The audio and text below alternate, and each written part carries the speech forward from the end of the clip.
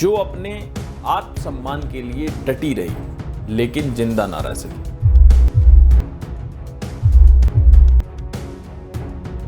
दो 2022 की रात 10 बजे अंकिता ने अपने दोस्त पुष्प को व्हाट्सएप पर लिखा, सेक्सुअल रिलेशन बनाने के लिए दबाव दिया जा रहा है इस होटल के अंदर, क्या मैं 10,000 में बिक जाऊं?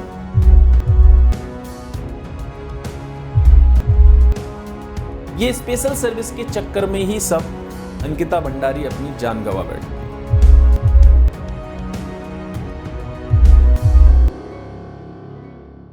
मैं बिकाऊ नहीं हूं। अंकिता भंडारी मर्डर केस में इंसाफ की सजा में पूरे 990 दिन बाद गूंजा न्याय का फैसला। तो नमस्कार, मैं हूं दीपक शर्मा और आप देख रहे हैं डेली 24 भारत। आज मैं बताने जा रहा हूं कि उत्तराखंड की उस बेटी की जो अपने आत्मसम्मान के लिए डटी रही लेकिन जिंदा ना रह सकी।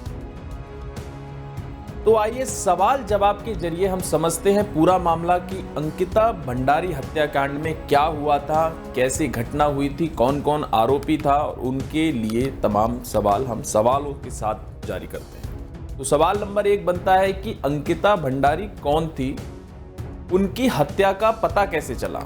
तो अंकिता भंडारी यानी कि अंकिता पौड़ी के डोब श्रीकोट गांव की रहने वाली थी। पिता एक सिक्योरिटी कंपनी में काम करते थे, सिक्योरिटी गार्ड, यानी कि खुद होटल मैनेजमेंट की छात्रा थी। कोविड में पढ़ाई छूटी, फिर नौकरी के लिए ऋषिकेश के बनंतरा रिजॉर्ट में रिसेप्शनिस्ट बन गई।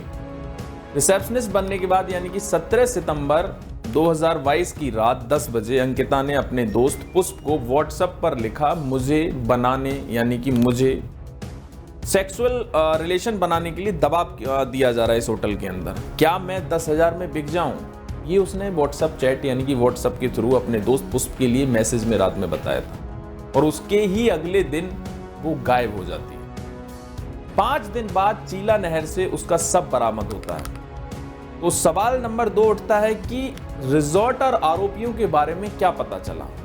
तो जो रिजॉर्ट था यानी कि रिजॉर्ट का जो मालिक था वो पुलकित आर्या था। पुलकित आर्या बीजेपी के पूर्व मंत्री विनोद आर्या का बेटा था और मैनेजर सौरभ भास्कर और असिस्टेंट अंकित गुप्ता के साथ मिलकर अंकिता को वीवीआईपी गेस्ट को स्पेशल सर्विस देने का दबाव बनाया जा रहा था। ये स्पेशल सर्विस के चक्कर में ही सब अंकिता भंडारी अपनी जान गंवा बैठती है। जब अंकिता ने मना कर दिया कि मैं ऐसा नहीं कर सकती, तो 18 सितंबर की रात उसे रिजॉर्ट से गाड़ी में बैठाकर नहर ले जाया जाता है और वहां तीनों ने मिलकर यानी पुलकित आर्या ने और दोनों लोगों के साथ मिलकर उसको पहले मारा पीटा जाता है और उसको नहर के नीचे फेंक दिया जाता है, जहां उसकी डूबने के कारण मौत हो जाती है।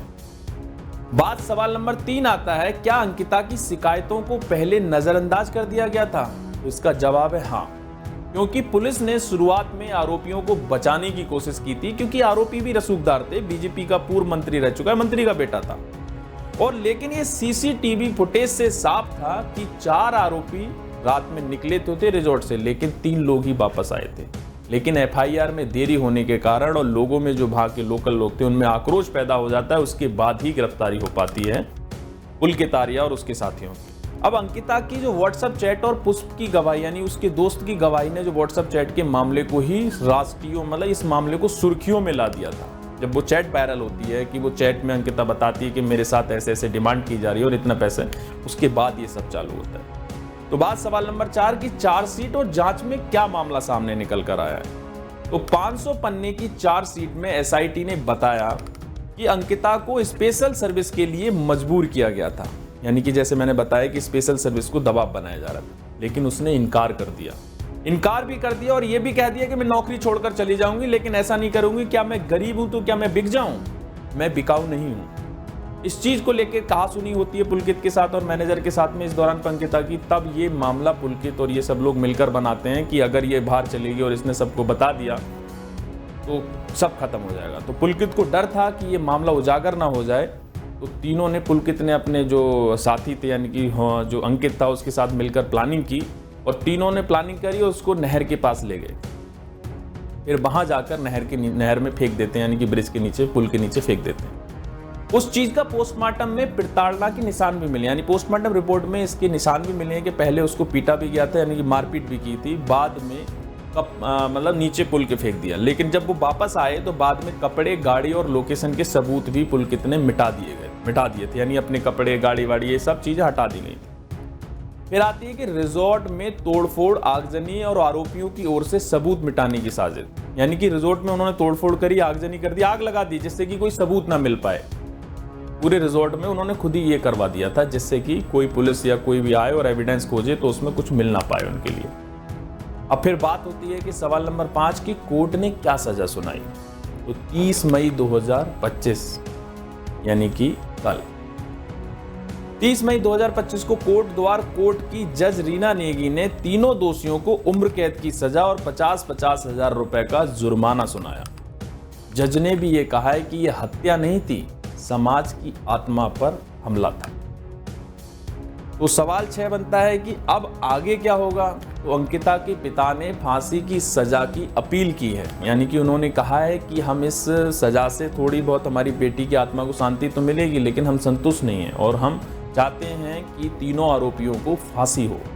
तो सीआरपीसी की धारा 374 के तहत हाई कोर्ट में अपील कर रहे हैं, लेकिन वकीलों का मानना है कि ये कोल्ड ब्लडेड मर्डर है, यानी कि जानबूझकर बनाए पूरी साजिश, तो इसमें राहत की संभावना नहीं मिलेगी, यानी कि जो दूसरा यानी तीनों आरोपी उनको राहत नहीं मिलेगी। तो निष्कर्ष ये निकलता है कि अंकिता भंडारी की हत्या सत्ता और सिस्टम के गठजोड़ की एक कड़वी तस्वीर है, क्योंकि जिस तरीके से उसकी हत्या की गई थी उसमें बहुत सारे प्लानिंग, बहुत सारी मजबूत लोग शामिल थे।